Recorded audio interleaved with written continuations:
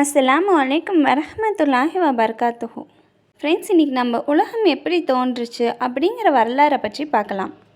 அல்லாஹ் தன் திருமறையில் 36வது அத்தியாயத்தில் 82வது வசனத்தில் கூறுகிறான், எப்பொருளை எனும் அவன் படைக்க நாடினால் அதற்கு அவன் கட்டளையிடுவதெல்லாம் குன் ஆகுக என்று கூறுவதுதான், உடனே அது ஆகிவிடும். இந்த உலகத்தை படைத்த அல்லாஹ் முதலாக தண்ணீரை தான் படைச்சான். பின்னர் அவனுடைய அரிஷை அல்லாஹ் உட்கார்ந்திருக்க சிம்மாசனத்தின் பெயர் ஹர்ஷ். அந்த ஹர்ஷை தண்ணீரின் மீது அவன் அமர்த்தினான்.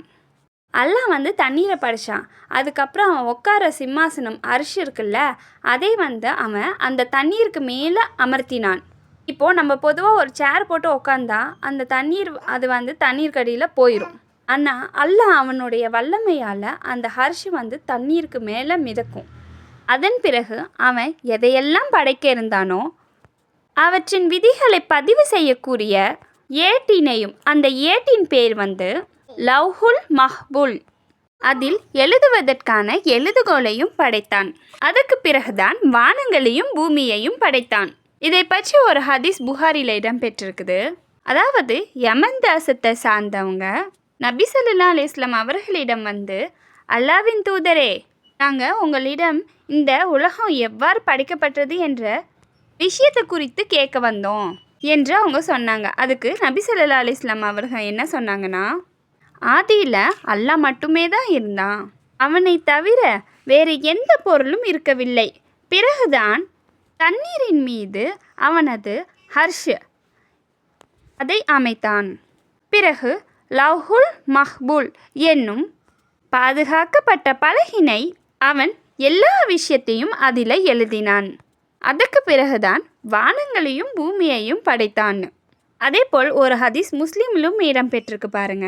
வானங்களையும் பூமி ஆகியவற்றை படைப்பதற்கு 50,000 ஆண்டுகளுக்கு முன்பவே அல்லாஹ் தான் எதையெல்லாம் படைக்க நாடி இருந்தானோ அவற்றின் விதிகளை நிர்ணயித்து விட்டான். அப்போது அவனோட ஹர்ஷ் தண்ணீரின் மீது தான் அமைந்திருந்தது அப்படின்னு. அணு மற்றும் பூமியின் படைப்பு எவ்வாறு இருந்ததுன்னு பார்க்கலாமா? ஒட்டுமொத்த பிரபஞ்சமும் தொடக்க நிலையில் ஒரு பெரிய பொருளாகத்தான் இருந்தது. பிறகு ஒரு பெரிய வெடிப்பு ஏற்பட்டது. இரண்டாம் முறையாக தனித்தனியே பிரித்தல் நிகழ்ந்தது. இந்த விஞ்ஞான உண்மையை அல்லாஹ் முன்பே நமக்கு கூறியுள்ளான். இதை பற்றி திருமறையில் அல்லாஹ் 21வது அத்தியாயத்தில் 30வது வசனத்தில் கூறுகிறான், நிச்சயமாக வானங்களும் பூமியும் முதலில் இணைந்திருந்தன என்பதையும் இவற்றை நாமே பிரித்தமைத்தோம் என்பதையும் இறைமறுப்பாளர்கள் பார்க்கவில்லையா?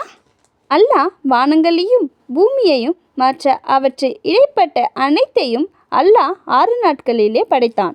இன்னும் அல்லாஹ் தன் திருமறையில் கூறுகிறான், 7வது அத்தியாயத்தில் 54வது வசனமாக, நிச்சயமாக உங்கள் இறைவனாகிய அல்லாஹ் தான் வானங்களையும் பூமியும் 6 நாட்களில் படைத்து ஹர்ஷின் மீது தன் மகிமைக்கும் தக்கவாறு உயர்த்தி விட்டான். அவனே இரவால் பகலை மூடுகிறான், பகலால் இரவை மூடுகிறான். அது வெகு தீவிரமாகவே அதனை பின்தொடர்கிறது. அவனே சூரியனையும் சந்திரனையும் நட்சத்திரங்களையும் படைத்தான். அவை அனைத்தும் அவனது கட்டளைக்கு உட்பட்டவையாகவே படைப்பினங்களையும் படைத்தாலும் அதன் ஆட்சியும் அவனுக்கு உரியதல்லவா? அனைத்து உலகங்களையும் படைத்து வளர்த்து பரிபக்குவப்படுத்துவதும் அல்லாஹ் மிக்க பாக்கியமுடையவன். ஃப்ரெண்ட்ஸ், இதோட கண்டினியூஷன் நெக்ஸ்ட் பார்ட்டில் பார்க்கலாம்.